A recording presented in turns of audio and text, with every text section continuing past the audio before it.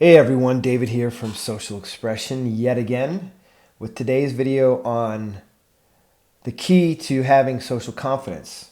There was one thing I had to say if somebody asked me what's the one thing that's the key to being socially confident. And it is something that I learned listening to a guy who's a high performance coach.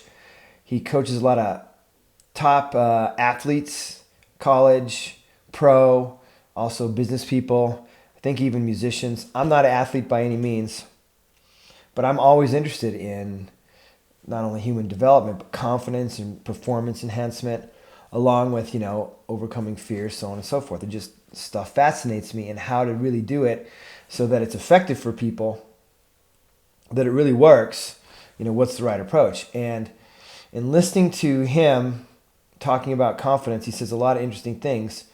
But one of the most important things I think he said in terms of confidence is that it's not at all about trying to be perfect and actually making mistakes and running into trouble and setbacks is what makes you great. But the point I really want to say, the key is it's not how you perform in any given situation at all. It's not about that. It's about how you handle when setbacks come up, how you handle when you don't perform well.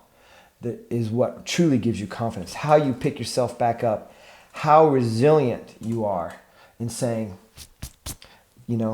brushing that dirt off your shoulder and going, oh, I fell down there. Cool, I'm going to get back up, instead of falling down and going, oh, God, I fell down. I got this dirt on my shoulder and I can't be social. I can't be confident. I can't. The more you tell yourself you can't and listen to that conversation, the more you'll stay in that setback. So, when a setback happens, and even when you get in that phase, is to realize, okay, I'm in the setback right now. I'm feeling this. I'm going to let myself experience it. I'm not going to try to push it or make it go away. But it actually has nothing to do with your social confidence in a sense, in being confident, having the setback. That's a part of the process. He talks about the greatest athletes are the ones who never try to go for the perfect performance, and they know that they're going to have bad performance, and the media is going to come at them and tell them, well, why'd you have such a bad performance? And sort of like almost try to reinforce it. And internally, they're just like, basically, I'm still great. It doesn't matter. I had a bad day, or I had a bad game. I had a bad performance. But mistakes, little mistakes and all this stuff, if you go out and try to talk to somebody and you stumble your words and they look at you and go, okay, and they don't talk to you, if you focus on that mistake, you're just putting yourself in that space of the setback, but holding yourself there in a long-term way. You're starting to reinforce it instead of going, you actually had no idea because you stumbled on your words that they turned away from you. Or, you could have stumbled on your words and they could have been distracted by a friend. But if you have social anxiety, you'll make up the story, oh, I fucked it up. But it's probably not true most of the time. It might be true, but that's not the point. The important point is how you handle, how you reason to yourself after, how you justify what happened.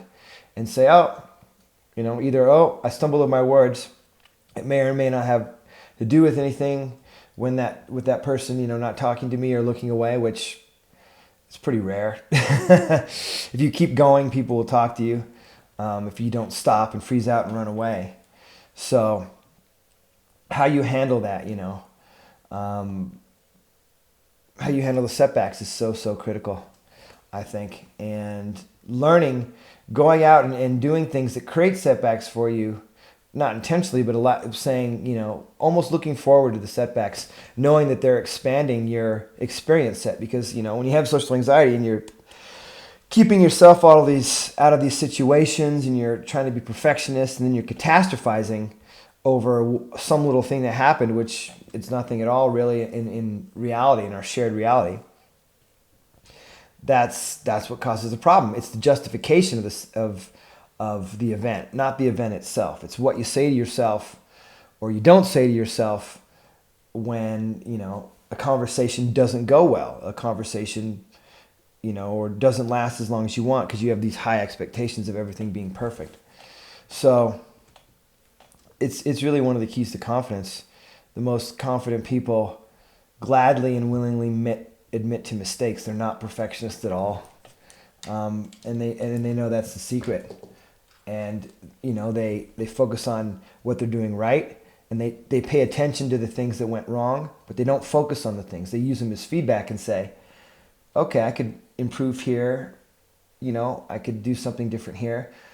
But they may not actually try to improve on it. They may not need to. They might just notice. Whereas a lot of times when we're trying to fix ourselves, then we come from the fixing mindset. We're like, okay, I got to fix this and that, and I got to do this, and I got to fix that. Oh, and I tried to fix this, and then something else broke, so I got to fix that. Wrong mindset. That's the wrong way to approach it.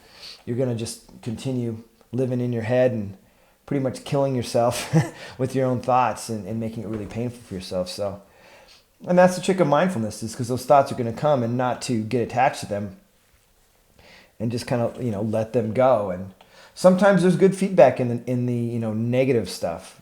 Sometimes there is, but dwelling and focusing on it is not a recipe for self-confidence, social confidence, okay?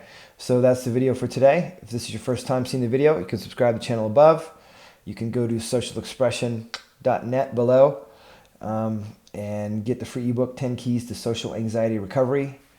I'm currently redesigning the offers for social expression for Dissolve Social Anxiety Home Recovery Program to really give some higher value offers and to have for people to have more one-on-one access to me with private coaching, depending on if they want to or not. So look out for that soon. And until next time, questions, comments, feedback, leave them below the video.